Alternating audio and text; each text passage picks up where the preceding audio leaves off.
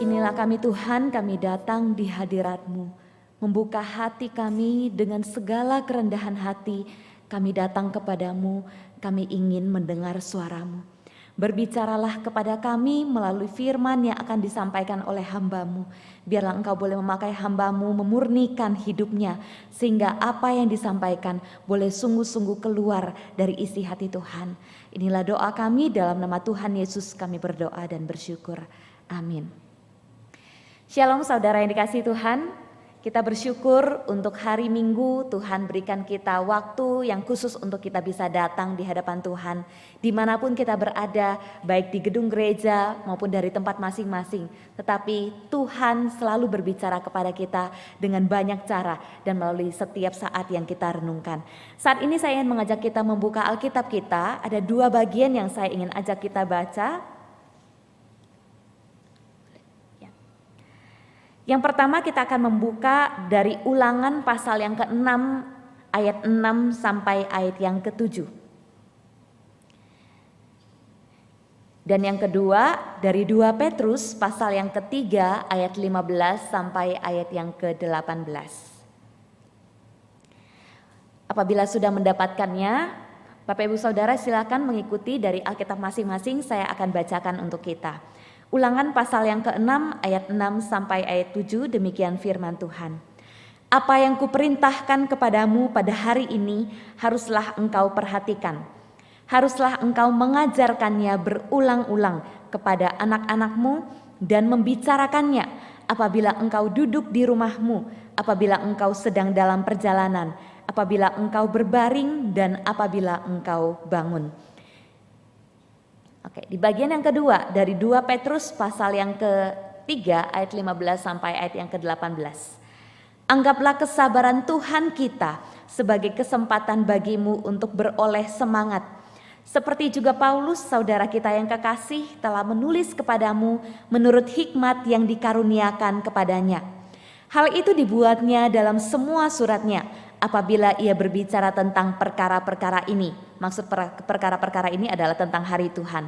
Dalam surat-suratnya itu ada hal-hal yang sukar dipahami, sehingga orang-orang yang tidak memahaminya dan yang tidak teguh imannya memutar balikannya menjadi kebinasaan mereka sendiri, sama seperti yang juga mereka buat dengan tulisan-tulisan yang lain. Ayat yang ke-17, tetapi kamu saudara-saudaraku yang kekasih, kamu telah mengetahui hal ini sebelumnya. Karena itu waspadalah supaya kamu jangan terseret ke dalam kesesatan orang-orang yang tak mengenal hukum, dan jangan kehilangan peganganmu yang teguh. Tetapi bertumbuhlah dalam kasih karunia dan pengenalan akan Tuhan dan Juru Selamat kita Yesus Kristus. Baginya kemuliaan sekarang dan sampai selama-lamanya. Bapak Ibu Saudara dikasih Tuhan, bulan Oktober dalam sejarah gereja menjadi satu momen yang penting untuk kita ingat, menjadi satu momen yang penting untuk kita bersama-sama kembali mengingat bagaimana reformasi besar dari kekristenan oleh Martin Luther pada abad yang ke-16. Mungkin di masa-masa kita sepanjang kehidupan iman kita pun jarang mengupas sendiri atau mencari tahu bagaimana sejarah reformasi gereja itu terjadi, gitu. Mengapa reformasi itu terjadi dan bagaimana proses perjuangan para reformator sehingga hari ini kekristenan kita itu bisa memiliki landasan iman dan doktrin yang firm, yang kuat, yang tegas, yang bisa membuat kita yakin bahwa apa yang kita imani dan apa yang kita percayai itu adalah satu-satunya iman yang benar. Salah satu doktrin dan pengajaran yang sangat penting dalam iman Kristen itu adalah doktrin Alkitab. Kenapa? Karena Alkitab adalah firman Allah. Alkitab adalah firman yang Allah berikan bagi setiap kita. Dan pernahkah kita dalam kejujuran kita ketika kita pertama kali mengakui Tuhan Yesus sebagai Tuhan dan Juru Selamat kita, kita bertanya, kenapa Alkitab? Kenapa ya saya harus membaca Alkitab? Kenapa ya Alkitab ini harus menjadi penuntun kehidupan saya? Saya lahir dari latar belakang keluarga yang belum percaya Tuhan. Ketika masuk ke sekolah Kristen, di situ saya mengenal Tuhan dan saya belajar firman Tuhan. Tapi saya juga bertanya-tanya gitu, kenapa Alkitab gitu. Selama saya mengikut Tuhan sampai saya masuk ke sekolah teologi, memang benar-benar Tuhan menuntun saya ke dalam satu proses yang menyadari bahwa memang Alkitab adalah firman Allah. Kalau kita melihat Alkitab adalah firman Allah yang berbicara kepada manusia, maka doktrin Alkitab itu menjadi doktrin yang sangat penting untuk kita pahami. Doktrin Alkitab menjadi doktrin yang sangat penting untuk kita bisa pelajari dengan sungguh-sungguh supaya kita bisa meyakini dan supaya ketika orang lain mempertanyakan iman kita, kita bisa mempertanggungjawabkannya. Bapak Ibu Saudara, di dalam doktrin Alkitab ada 4 karakteristik yang menjadi tonggak iman yang membuat kita yakin bahwa Alkitab adalah satu-satunya firman Allah yang benar, yang berkuasa, yang berotoritas. Maka kita harus tunduk dan percaya kepada firman-Nya. Yang pertama, ini adalah otoritas Alkitab. Mengapa Alkitab adalah standar kebenaran? Bagaimana kita tahu bahwa Alkitab adalah satu-satunya firman Allah? Minggu lalu penginjil Iren sudah mengupas cukup banyak tentang hal ini. Yang kedua adalah the clarity of scripture, kejelasan Alkitab. Apakah Alkitab dapat dimengerti oleh semua orang yang membacanya? Atau hanya hamba Tuhan saja, orang yang bergelar teologi saja, profesor teologi saja yang bisa memahaminya. Yang ketiga, keharusan Alkitab. Mengapa harus Alkitab? Apakah tanpa Alkitab manusia tidak bisa mengenal Allah? Atau apakah tanpa Alkitab manusia bisa mengenal Allah? Dan yang keempat, kecukupan Alkitab. Perlukah ada wahyu tambahan di luar Alkitab? Apakah Alkitab tidak cukup? Dan pada hari ini, minggu ini kita akan belajar di bagian yang kedua, yaitu kejelasan Alkitab. Apakah Alkitab dapat dimengerti oleh semua orang? Di tema khotbah saya pada hari ini, saya menuliskan tema firman Allah kepadaku. Firman Allah, Alkitab adalah firman Allah kepada kita, dan apakah kita dapat memahami firman Allah? Seorang bishop Roma yang hidup pada abad ke-6 bernama Gregory the Great. Dalam salah satu buku tafsirannya dia mengatakan, Scripture is like a river, broad and deep. Shallow enough for a lamb to go wading, but deep enough for an elephant to swim. Alkitab itu seperti sungai yang luas dan dalam, cukup dangkal untuk diseberangi oleh seekor domba, tetapi juga cukup dalam untuk seekor gajah bisa berenang. Makna praktis dari pernyataan ini adalah firman Allah itu begitu kaya, bisa dibaca dan dipahami oleh semua orang dari semua golongan usia, semua kalangan sosial, dari semua latar belakang pendidikan dan budaya. Alkitab itu bisa dibaca oleh seorang anak kecil, anak sekolah minggu, dan memahami kasih Allah kepada manusia berdosa. Tetapi Alkitab juga bisa dibaca dan dipahami oleh seorang profesor teologi untuk mengajarkan doktrin Alkitab kepada mahasiswa teologi. Inilah yang dimaksud the clarity of scripture. Bapak Ibu Saudara, kejelasan Alkitab ini berarti bahwa Alkitab ditulis sedemikian rupa sehingga dapat dimengerti oleh semua orang yang membacanya, yang mencari pertolongan Allah dan yang menaatinya. Jadi orang yang membacanya, yang menaati, mencari pertolongan Allah dan menaati, itu akan diberikan pengertian untuk bisa memahami kebenaran firman Allah. Akan tetapi masalah yang sering kali muncul, masalah yang sering kali kita hadapi di dalam kehidupan kekristenan, kita menemukan adanya 2 ekstrim. Ekstrim yang pertama adalah sekelompok orang yang menganggap mereka adalah orang yang tahu segalanya. I know everything. Tahu satu bagian ayat lalu merasa mereka mengenal seluruh kebenaran Allah. Orang-orang seperti ini orang-orang yang merasa diri sudah menguasai firman Allah, tapi pada kenyataannya mereka tidak bertanggung jawab dan menafsirkan secara sembarangan. Dari masa ke masa, kekristenan banyak memperdebatkan beberapa masalah teologis, mulai dari doktrin penciptaan sampai kepada doktrin akhir zaman. Ada banyak orang juga menggunakan ayat-ayat tertentu untuk melegitimasi dosanya, untuk membenarkan perbuatan dosa mereka. Ada orang-orang juga yang kemudian pendeta-pendeta besar yang cukup dikenal, bahkan juga mereka bisa menafsirkan Alkitab sesuai dengan pemahaman mereka demi kepentingan mereka. Beberapa waktu yang lalu kita pernah mendengar salah seorang pendeta dalam khotbahnya dia menyebut Roh Kudus memiliki gender feminin atau sebagai istri.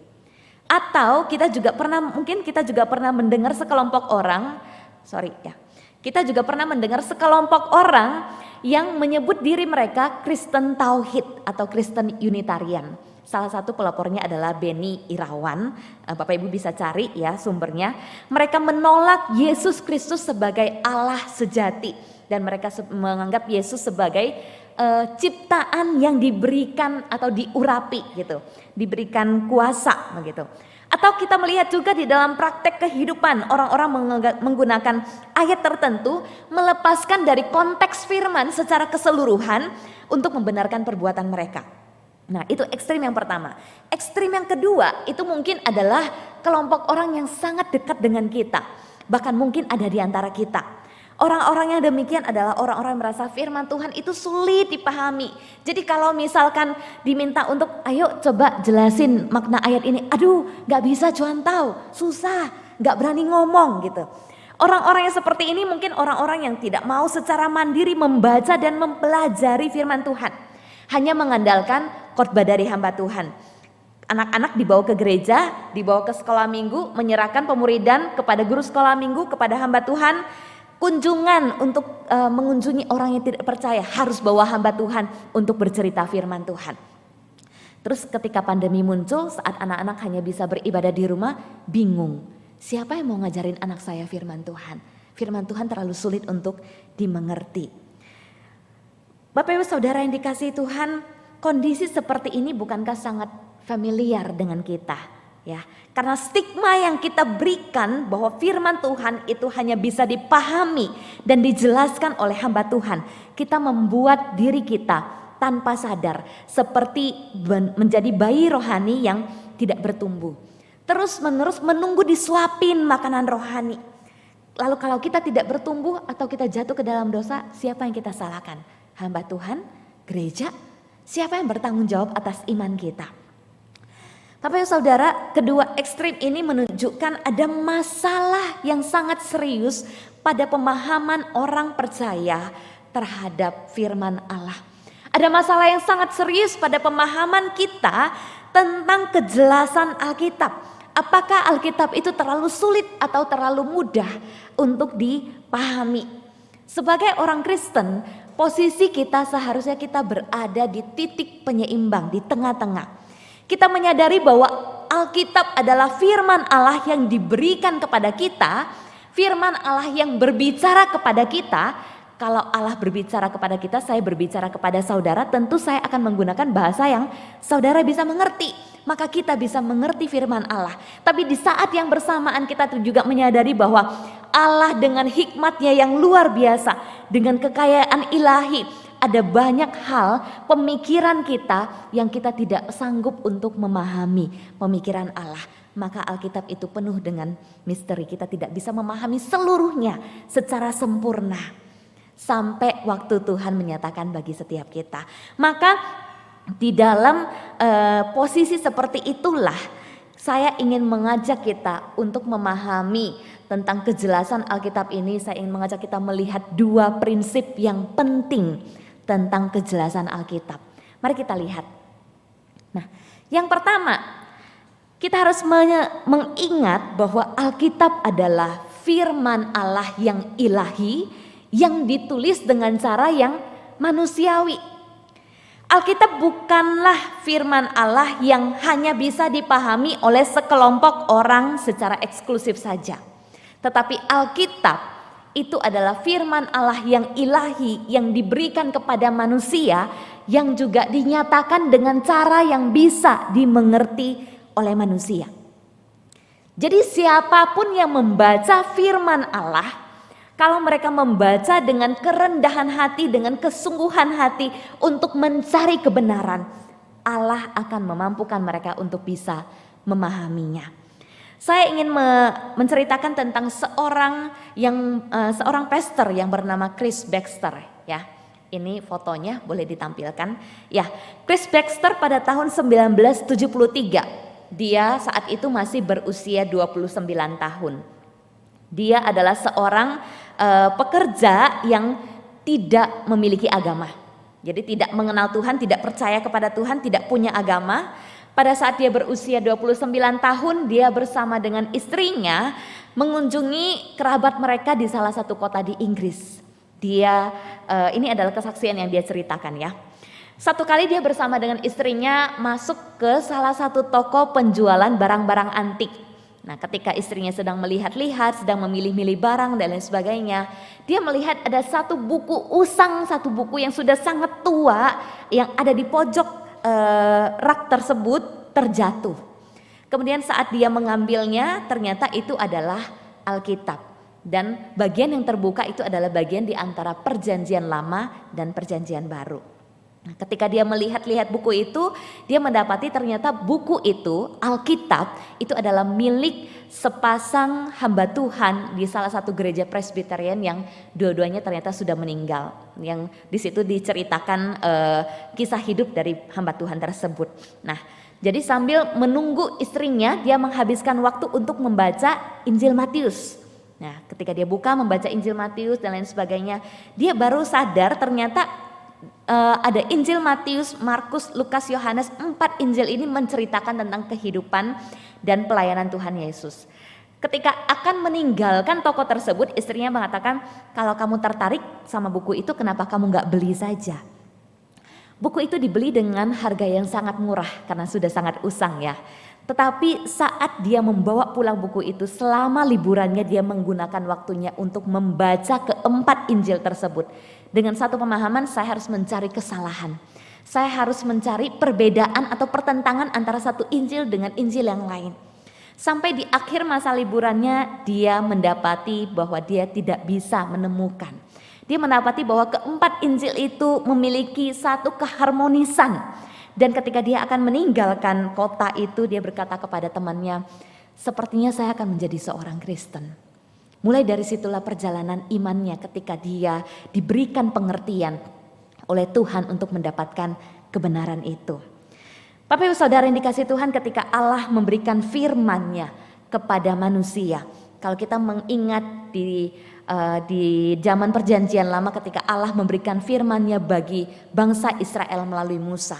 Tentu Allah menghendaki bahwa firman itu bisa dimengerti dan dilakukan oleh umatnya. Kalau kita lihat di ayat yang di pasal yang kita baca, Ulangan pasal yang ke-6, itu firman itu berbicara tentang hukum yang Tuhan berikan untuk mengasihi Allah. Ulangan pasal yang ke-6 ayat yang ke-4, Allah itu Esa gitu, Tuhan itu Esa. Kasihilah Tuhan Allahmu dengan segenap hatimu, dengan segenap jiwamu dan lain sebagainya. Dan di ayat yang ke-6, ayat yang ke-7 dikatakan, haruslah engkau mengajarkannya berulang-ulang kepada anakmu dan membicarakannya. Artinya adalah mengajarkan firman Tuhan. Semua orang Israel itu dituntut untuk bisa memahami firman itu dan mengajarkannya kepada anak-anak mereka. Firman itu diberikan kepada umat Israel, kepada jemaat untuk mengajarkannya di dalam keluarga mereka. Dan mengajar itu bukan hanya dikatakan menghafal dan membaca, tapi di sini dikatakan membicarakannya. Apabila engkau berdiri, apabila engkau sedang dalam perjalanan, apabila engkau sedang berbaring. Bapak Saudara, mendiskusikan firman itu setiap hari bersama dengan anak-anaknya. Bukankah untuk mendiskusikan sesuatu kita harus memahaminya dulu, bukan? Kalau kita bicara tentang pandemi, bicara tentang COVID, kita nggak ngerti, kita diskusi, nggak nyambung dan akhirnya kita akan membuat orang semakin bingung. Tetapi firman ini diberikan kepada bangsa Israel. Tuhan memerintahkan untuk membicarakannya bersama dengan anak-anak mereka berulang-ulang. Berarti Tuhan memberikan firman dengan satu pemahaman bahwa orang Israel pasti bisa memahami firman Tuhan. Bapak Saudara, firman Tuhan itu juga diberikan bagi kita. Dan tentu firman Allah itu dinyatakan dengan bahasa dan konteks yang bisa dimengerti oleh manusia. Firman Tuhan pertama diberikan oleh kepada bangsa Israel melalui apa? Bahasa Ibrani. Nah, ditulis dalam Perjanjian Lama itu menggunakan bahasa Ibrani. Kemudian ada para ahli Taurat yang tugas mereka adalah untuk menyalin kembali hukum itu supaya banyak orang menyimpan dan banyak orang itu bisa membaca hukum Tuhan. Dalam perkembangan di masa gereja mula-mula, kemudian kita melihat ada banyak orang Yunani yang bertobat menjadi orang Kristen. Tetapi mereka tidak ngerti Alkitab Perjanjian Lama itu, hukum Taurat dalam Perjanjian Lama mereka tidak mengerti. Akhirnya Perjanjian Lama itu diterjemahkan ke dalam bahasa Yunani. Orang Yunani bisa membaca Alkitab Perjanjian Lama yang disebut Septuaginta. Nah, di masa reformasi gereja, Alkitab yang awalnya dalam bahasa Latin hanya bisa dibaca oleh para pemimpin gereja. Kemudian diterjemahkan secara luas ke dalam bahasa Jerman. Hari ini kita bisa menikmati firman Allah di dalam bahasa Indonesia. Kita mengimani semuanya adalah pekerjaan Allah yang menggunakan cara dan konteks dan budaya untuk menghadirkan firman-Nya bisa dibaca dan dimengerti oleh semua orang. Alkitab adalah firman Allah yang ilahi yang ditulis dengan cara yang manusiawi. Sehingga semua manusia bisa memahami firman Allah. Bapak Ibu Saudara, ingatlah bahwa firman Allah di dalam Perjanjian Lama awalnya memang diberikan kepada bangsa Israel. Firman Allah melalui Injil dalam Perjanjian Baru juga diberikan kepada jemaat Kristen mula-mula. Surat-surat para rasul dituliskan kepada jemaat, bukan kepada hamba Tuhan. Artinya apa? Firman itu dituliskan kepada orang-orang yang tidak semuanya berasal dari latar belakang pendidikan yang tinggi. Tapi surat itu ketika dituliskan kepada mereka, mereka bisa memahaminya. Maka hari ini pun seharusnya firman Allah bisa kita baca dan kita pahami. Allah berbicara kepada kita dengan bahasa yang dapat kita mengerti. Tujuannya bukan hanya supaya kita mengerti, tujuannya bukan hanya supaya kita melakukan, tetapi di dalam cara yang Tuhan pakai, Tuhan ingin mendekatkan hatinya dengan hati kita. Tuhan ingin membangun relasi dengan kita. Ketika seseorang berbicara dengan kita berulang-ulang, terus-menerus, itu bukan hanya untuk saya ngomong dan kamu mengerti, tetapi ada satu keinginan untuk menjalin relasi. Tidakkah kita merasa istimewa ketika satu kali kita sedang berlibur di satu tempat yang asing yang kita tidak ngerti juga bahasanya, kita tidak kenal orang-orangnya. Kemudian tiba-tiba ada satu orang datang, ya, ada satu orang datang ngomong dengan bahasa yang kita bisa ngerti, gitu. Ngana sendiri kemari, kita le orang Manado, kawanu atau orang. Wah, waktu dengar kalimat itu bukan hanya kita ngerti gitu, tapi hati kita itu menjadi hangat gitu, kita menjadi lega, kita menjadi merasa dekat dengan orang yang berbicara dengan kita. Karena apa? Dia berbicara dengan bahasa yang bisa kita mengerti. Bapak Ibu Saudara dikasih Tuhan, firman Allah, Allah nyatakan dengan cara yang sedemikian supaya kita bisa mengerti, supaya kita bisa dekat dengan Allah, supaya kita bisa memahami isi hati Allah. Itu bagian yang pertama. Bagian yang kedua, karena Allah berbicara dengan cara yang kita bisa mengerti, maka kita harus bertanggung jawab. Kita pun dituntut untuk memahami firman Allah. Tetapi bagian yang penting yang tidak bisa kita lupakan adalah dibutuhkan iman untuk mencari pengertian. Bagi seorang percaya untuk memahami firman Allah yang ilahi. Maksudnya di dalam istilah teologisnya adalah faith seeking understanding. Iman mencari pengertian. Ada bagian-bagian firman Tuhan yang ditulis di dalam konteks tertentu, yang ditulis di dalam bentuk tertentu, yang kalau kita zaman sekarang kita nggak ngerti, gitu. Seperti kalau kita melihat tradisi-tradisi Yahudi, kita juga bisa melihat konteks surat Paulus di dalam surat Roma kepada orang-orang Kristen Yahudi, kepada orang-orang Yunani. Konteksnya berbeda, tetapi bagaimana kita bisa mengerti? Hal yang pertama adalah dibutuhkan iman, mempercayai bahwa ini adalah firman Allah yang diberikan kepada kita juga, sehingga kita bertekun mencari pemahaman, mencari pengertian akan makna dari kebenaran firman Tuhan itu. Allah menyatakan hikmat dan kekayaannya bagi dunia ini saudara, supaya orang-orang pilihannya dapat terlibat dalam karya yang ia kerjakan di dalam dunia ini. Dan tentu kejelasan Alkitab, kalau kita melihat ada bagian firman Tuhan yang sulit untuk dipahami. Tapi sekali lagi kejelasan Alkitab, the clarity of scripture dalam bagian ini, itu bukan berarti kita menyederhanakan makna Alkitab sampai membuatnya maknanya menjadi dangkal dan gampang sama sekali. Kita juga pernah mendengar ya, beberapa waktu lalu saya nonton salah satu hamba Tuhan juga mengatakan gampang kok memahami Trinitas gitu, cara gampang gitu ya memahami Trinitas dan lain sebagainya. Tapi sesungguhnya kita harus jujur mengakui bahwa ada bagian-bagian dalam firman Tuhan yang dalam pemahaman kita, dalam tingkat pengetahuan dan pemahaman kita sulit untuk pahami gitu. Allah menginspirasi para penulis Alkitab sehingga Alkitab itu ditulis menggunakan berbagai genre, berbagai tata bahasa, berbagai gaya penulisan. Ada yang berbentuk puisi, ada yang berbentuk apokaliptik yaitu nubuat-nubuatan, ada juga yang berbentuk cerita, ada juga yang berbentuk surat.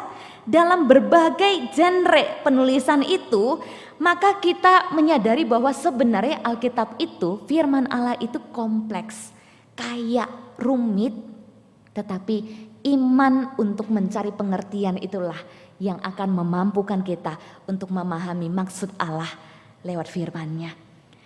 Doktrin Alkitab, kejelasan Alkitab bukan hanya sekedar menyederhanakan karakter Allah, tapi doktrin Alkitab adalah pengajaran akan firman Tuhan itu sendiri.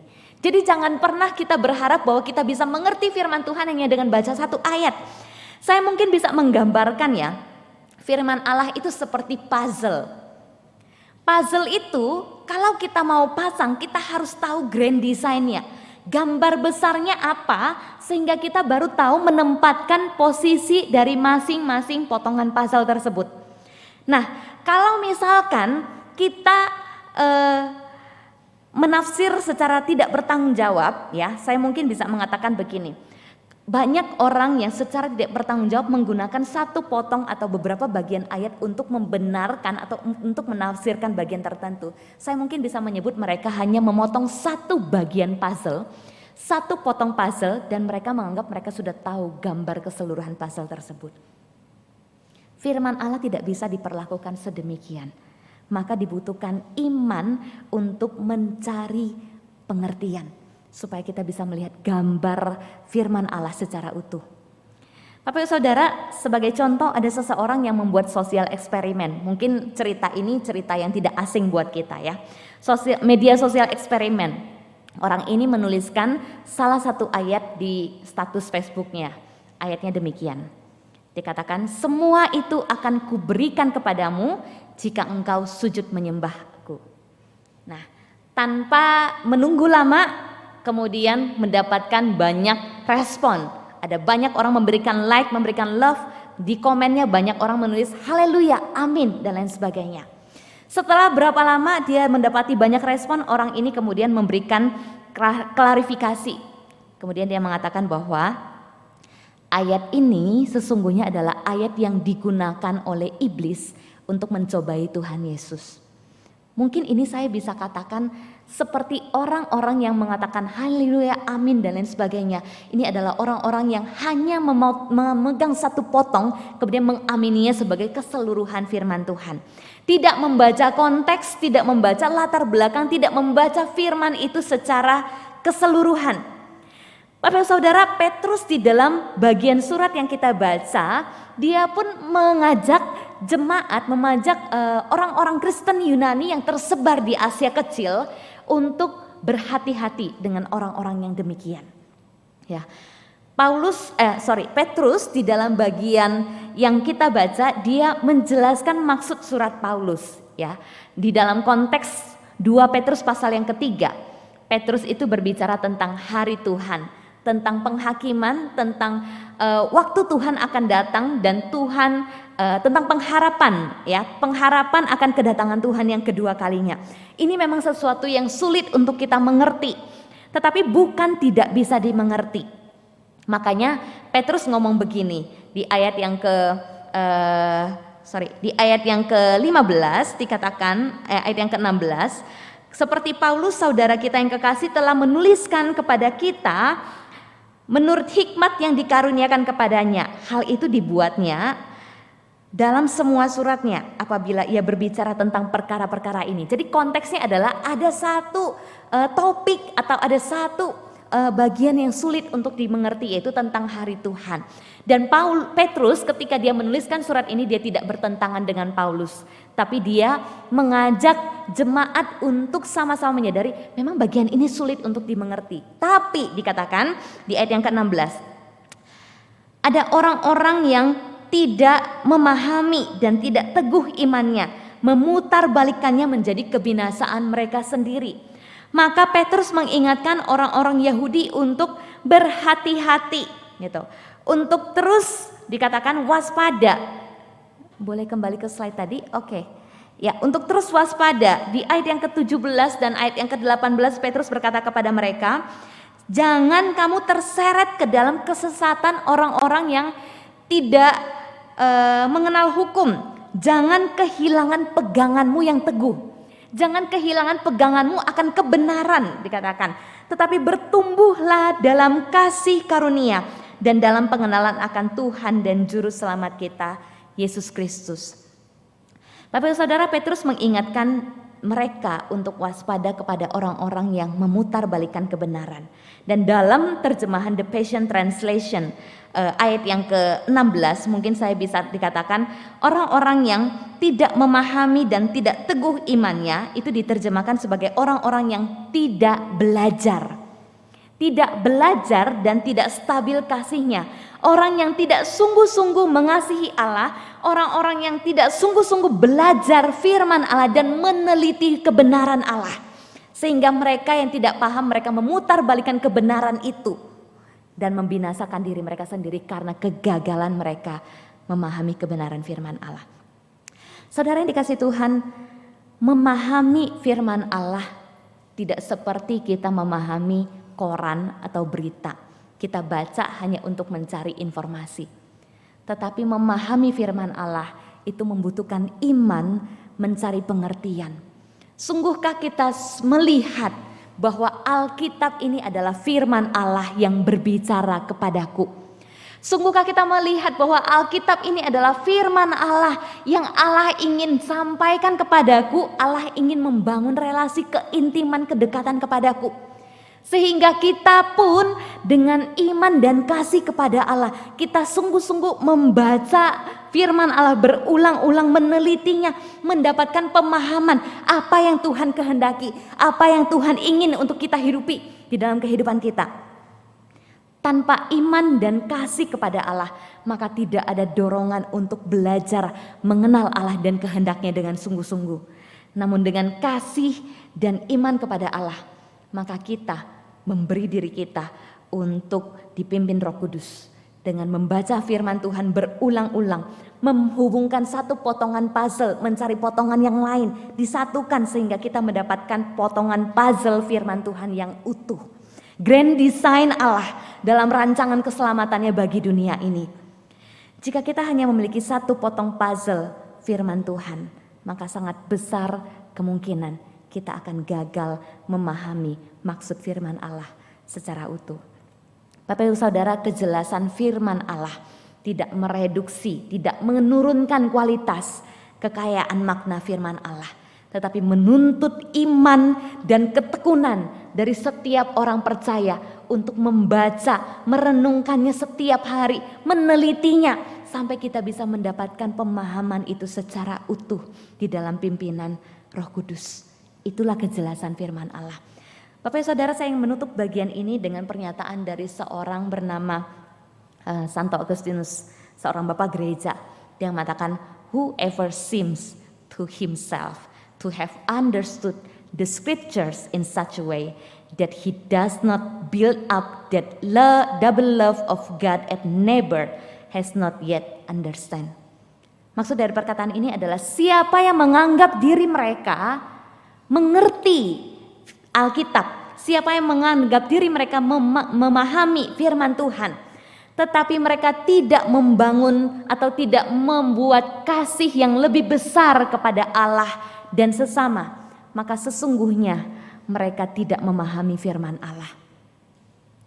Allah memberikan firman-Nya di dalam hukum terutama yang Yesus berikan kepada murid-muridnya, kasihilah Allahmu, kasihilah sesamamu. Inilah hukum yang terutama.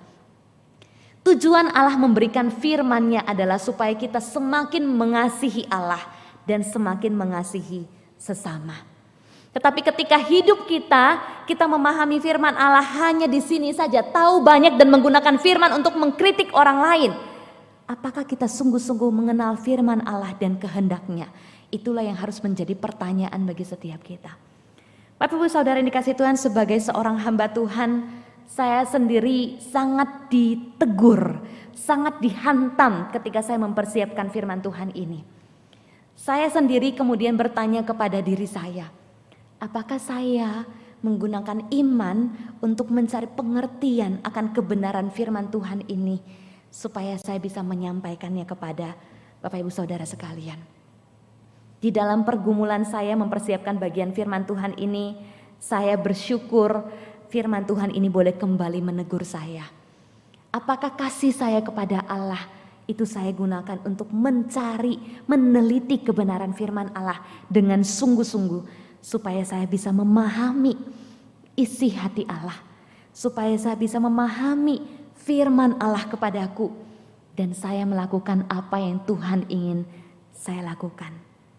Saya berdoa kiranya doktrin Alkitab ini bukan doktrin yang membuat kita kemudian menjadi bingung, menjadi pusing, tetapi kita menyadari bahwa Alkitab adalah firman Allah yang diberikan kepada kita. Firman Allah kepadaku tentu harus bisa aku mengerti, karena Allah menggunakan cara yang bisa aku mengerti. Biarlah firman ini juga boleh kembali meneguhkan kita, mendorong kita untuk dengan sungguh-sungguh, dengan iman mencari pengertian, kita mau mempelajari firman Allah.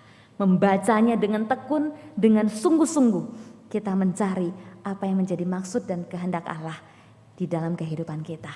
Tuhan Yesus memberkati, mari kita berdoa.